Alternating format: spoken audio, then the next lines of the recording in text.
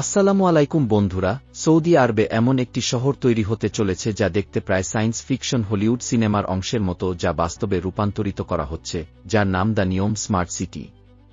Saudi সরকারের কথা অনুযায়ী এই প্রজেক্ট 2045 সালে সম্পূর্ণ হয়ে যাবে, যা সম্পূর্ণ করতে প্রায় $1 ট্রিলিয়ন ব্যয় করা হবে। আজকের ভিডিওতে জানার চেষ্টা করি কি সেই প্রজেক্ট কেমন হবে, এটার রূপরেখা।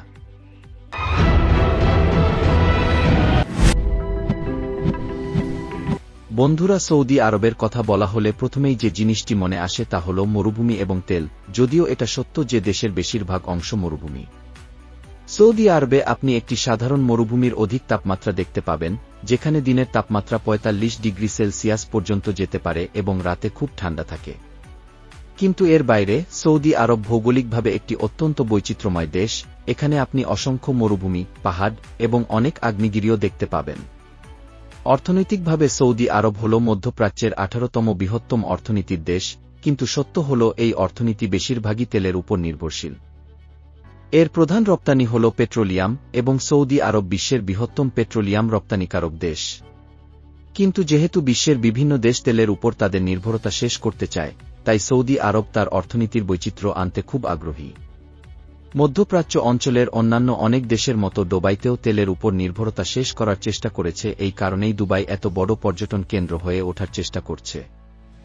একইভাবে সৌদি আরবে তার পরিকল্পনা সৌদি ভিশন 2030 নিয়ে এসেছে। এর লক্ষ্য দেশের অন্যান্য দিকগুলিতে উন্নয়ন করা, যেমন স্বাস্থ্য, শিক্ষা, অবকাঠামো, পর্যটন এবং দেশের তেল বহির্ভূত রপ্তানি। এই সৌদি ভিশন 2030 পরিকল্পনার একটি অংশ হল নিয়মকে একটি স্মার্ট সিটি হিসেবে গড়ে তোলা। সৌদি ক্রাউন প্রিন্স মোহাম্মদ বিন সালমানের দেশের একটি খুব বড় স্মার্ট সিটি হিসেবে তৈরি হচ্ছে এই নিয়ম সিটি। এই নিয়ম স্মার্ট সিটির প্রজেক্টের জন্য একটি বিশাল 26,500 বর্গমাইলের বৃহত্তম অঞ্চল রয়েছে। এই অঞ্চলে অনেক শহর, অনেক রিসোর্ট এবং আরও অনেক প্রকল্প থাকবে, এবং এর অবস্থান হল সৌদি আরবের উত্তর পশ্চিমাঞ্চলে, লোহিত সাগরের উত্তরে। এই এলাকাটি বেছে নেওয়ার পিছনে একটি ভৌগোলিক কারণ রয়েছে। এখানকার তাপমাত্রা তুলনামূলকভাবে মাঝারি, মরুভূমির মাঝখানে এবং লোহিত সাগরের কাছে। নিয়ম শব্দটি নিজেই খুবই আকর্ষণীয়। এটি নিও এবং এম দিয়ে তৈরি। নিও একটি উপসর্গ যা প্রাচীন গ্রিক ভাষা থেকে এসেছে, যার মূলত অর্থ হল নতুন, এবং এম এখানে দুটি জিনিসের প্রতিনিধিত্ব করে। এক, রাজপুত্রের নাম মুহাম্মদ বিন সালমান, তাই এম এসেছে মুহাম্মদ থেকে, আর দ্বিতীয় আরবি শব্দ হল মুস্তাকবাল। এই শব্দের প্রথম অক্ষরও হল এম, এবং এই শব্দের অর্থ হল ভবিষ্যৎ, অর্থাৎ নিও ফিউচার, নতুন ভবিষ্যৎ। তারা একটি আদর্শ শহর তৈরি করতে চায় যা আমাদের একটি নতুন ভবিষ্যৎ দেখাবে। ডেভেলপারদের মতে নিয়মে 10টি ভিন্ন প্রকল্প থাকবে, যেগুলোকে 10টি ভিন্ন অঞ্চলে গড়ে তোলা হচ্ছে। এই 10টি অঞ্চলের মধ্যে 4টির বিবরণ ইতিমধ্যেই ঘোষণা করা হয়েছে। প্রথমটি হল অক্সিজেন, একটি অষ্টভুজ আকৃতির ভাসমান শহর যা পরবর্তী প্রজন্মের জন্য নিয়ম সিটির একটি শিল্প কেন্দ্র হিসেবে পরিণত হবে।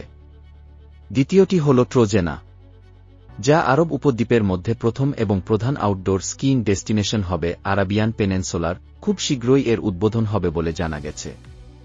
শুধু তাই নয়, এই অঞ্চলটি ইতিমধ্যেই 2029 সালে এশিয়ান শীতকালীন গেমস প্রোগ্রামের জন্য নিয়োগ পেয়েছে। এটি সৌদি আরবের সর্বোচ্চ পর্বতমালাগুলির একটিতে অবস্থিত, এবং শীতকালে এখানকার তাপমাত্রা সাধারণত 0 ডিগ্রি সেলসিয়াসের নিচে চলে যায়। তৃতীয়টি হল সিন্ধালা। এটি শহরের উপকূলের বাইরে অবস্থিত একটি বিলাসবহুল রিসোর্ট কমপ্লেক্স। এখানে প্রায় 2,400 জন লোক থাকার ব্যবস্থা করা হবে। এটি 8,40,000 বর্গকিলোমিটার জুড়ে বিস্তৃত একটি বিলাসবহুল দ্বীপ হবে, এবং এটি নিয়ম প্রকল্পের প্রথম অংশ হবে।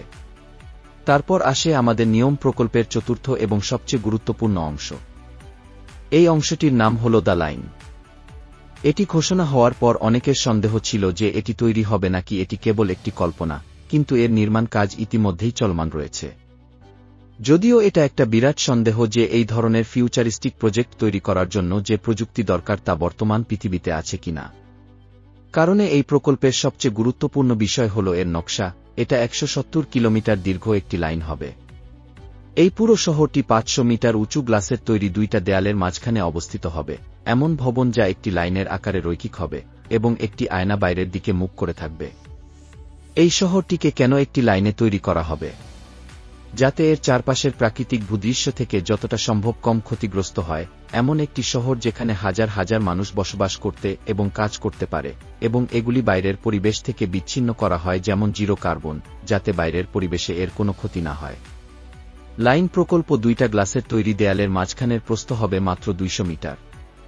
এর অর্থ হল 170 কিলোমিটার বাই 200 মিটার, অর্থাৎ এর মোট আয়তন মাত্র 34 বর্গ কিলোমিটার। এবং এখানে 9 মিলিয়ন বাসিন্দা থাকবে। এটি নিউ ইয়র্ক সিটির জনসংখ্যার সমান, কিন্তু এটি নিউ ইয়র্ক সিটির আয়তনের চেয়ে প্রায় 20 গুণ ছোট। বসবাসের জন্য পরিকল্পিত জনসংখ্যার তুলনায় এই শহর অনেক ছোট, যার কারণে এই শহরে একাধিক স্তর পরিকল্পনা করা হয়েছে যাতে মানুষ 3টি মাত্রায় 3টি স্তরে চলাচল করতে পারে, উপরে, নিচে এবং পাশে। এবং তারা এই নতুন ধারণার নাম দিয়েছে জিরো গ্র্যাভিটি আরবানিজম। তার উপরে তাদের ডেভেলপাররা দাবি করেছেন যে নিয়ম 100% রিনিউয়েবল এনার্জি দ্বারা পরিচালিত হবে, যেমন সৌর, বায়ু এবং হাইড্রোজেন ভিত্তিক বিদ্যুৎ উৎপাদন ব্যবহার করা হবে। এতে পরিবহনের জন্য কোনো যানবাহন থাকবে না, কেবল হাঁটার জন্য পার্ক স্পেস এবং গ্রিনারি প্লেস থাকবে। এবং যেহেতু এটি 170 কিলোমিটার দীর্ঘ লাইন, তাই এই লাইনটিকে এন্ড টু এন্ড সংযোগ করার জন্য উচ্চ গতির পরিবহন ব্যবহার করা হবে। এর অভ্যন্তরীণ নকশাটি এরকম হবে। তারা বলেছে যে 5 মিনিটের হাঁটার দূরত্বে সবকিছু পাওয়া যাবে। 5 মিনিটের হাঁটার দূরত্বের মধ্যে বাসিন্দাদের সমস্ত দৈনন্দিন চাহিদা পূরণের সুযোগ থাকবে। Residents have access to all their daily needs within 5-minute walk neighbor. ভিতরেও তাপমাত্রা নিয়ন্ত্রণ করা হবে যাতে একটি শীতাতপ নিয়ন্ত্রিত তাপমাত্রা বজায় রাখা যায়, যদিও বাইরে খুব গরম অথবা ঠান্ডা থাকে। আর যেহেতু এই লাইনটির এক প্রান্ত হল সমুদ্রে, তাই এটি বাণিজ্যের জন্য একটি দুর্দান্ত সম্ভাবনাও থাকে বলে মনে করা হয়, এবং পৃথিবীর 13% বাণিজ্যিক কেন্দ্র এর পাশেই সুইস ক্যানালের দিকে যায়। এই নিয়ম দ্য লাইন এর পাশেই একটি নিয়ম বে নামক বিমানবন্দর তৈরি করা হবে। এর অবস্থান এমন হবে যে বিশ্বের 40% বৈদেশিক বন্দরগুলো এর থেকে মাত্র 6 ঘন্টার দূরে থাকবে। কারণ নিজের মধ্যে সৌদি আরবের অবস্থান এমন মধ্যস্থলে যে ইউরোপ, এশিয়া, আফ্রিকা সবই এই কেন্দ্রবিন্দুতে পরিণত হয়। তারপর তাদের ডেভেলপাররা দাবি করেন যে আর্টিফিশিয়াল ইন্টেলিজেন্স দিয়ে এই লাইনের সাথে নির্বিঘ্নে একত্রিত করা হবে, যা ব্যক্তিগত এবং বাণিজ্যিক সব ক্ষেত্রেই ব্যবহার করা যায়।